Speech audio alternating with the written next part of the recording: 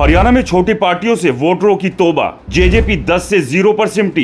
कांडा कुंडू का पत्ता साफ। आपका खाता नहीं खुला। इनेलो की एक सीट बढ़ी। हरियाणा विधानसभा चुनाव में इस बार छोटी पार्टियों का जादू नहीं चला। इंडियन नेशनल लोकदल 2 सीटें जीतने में कामयाब रही। 2019 में 10 सीटें जीतने वाली जेजेपी इस बार 0 पर सिमट गई। उचाना में पूर्व डिप्टी सीएम दुष्यंत चौटाला तो 5वें स्थान पर आ गए। राज्य में 90 सीटों पर पहली बार चुनाव लड़ रही आम आदमी पार्टी भी अपना खाता नहीं खोल पाई। हरियाणा लोकहित पार्टी की भी यही स्थिति रही। सिरसा में गोपाल कांडा चुनाव हार गए। 2019 विधानसभा चुनाव में उन्होंने अपनी पार्टी से जीत दर्ज की थी।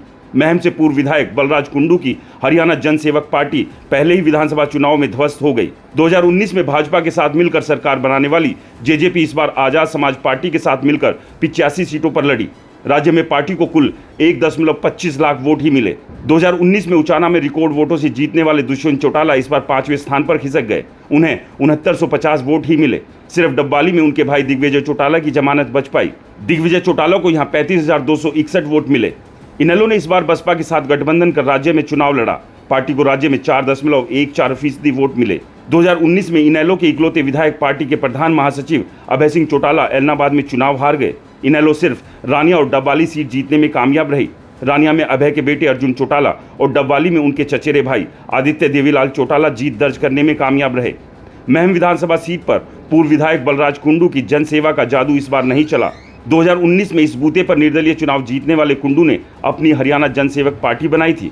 इस बार वह चुनाव नहीं जीत पाए। 2019 में कुंडू ने जिन पूर्व मंत्री आनंद सिंह दांगी को हराया था, इस चुनाव में उन्हीं आनंद सिंह दांगी के बेटे कांग्रेस उम्मीदवार बलराज दांगी ने उन्हें करारी हार दी। सिरसा में हरियाणा लोकहित पार्टी के सुप्रीमो ने इनेलो के साथ बीजेपी का समर्थन भी बटोरा। 2 नाव पर सवार होने के बाद भी उनका समुद्री जहाज चुनावी सागर में डूब गया। उन्हें कांग्रेस उम्मीदवार गोकुल सेतिया ने हराया। 2019 के चुनाव में गोकुल सेतिया सिर्फ 602 वोटों से कांडा से हारे थे। इस विधानसभा चुनाव में कांग्रेस और आम आदमी पार्टी के गठबंधन की कोशिशें तो बहुत हुई, लेकिन बात सिरे नहीं चढ़ी।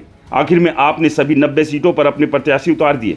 पार्टी सिर्फ जगाधरी सीट पर अपनी जमानत बचा पाने में कामयाब रही। यहां पूर्व मुख्यमंत्री अरविंद केजरीवाल उम्मीदवार आदर्श सिंह के समर्थन में रोड शो भी करके गए थे।